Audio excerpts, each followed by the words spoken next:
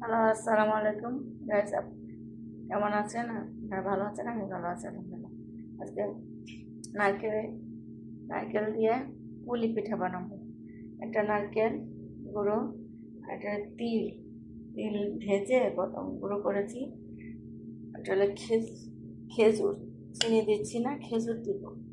খেজুরের বীজগুলি ফেলে এভাবে কিনতে পাওয়া যায়। আর এইটা হলো আটা, ময়দা। এই যে নারকেলের গুঁড়োটা দিয়ে দিলাম, এটা তিল, এটা খেজুরের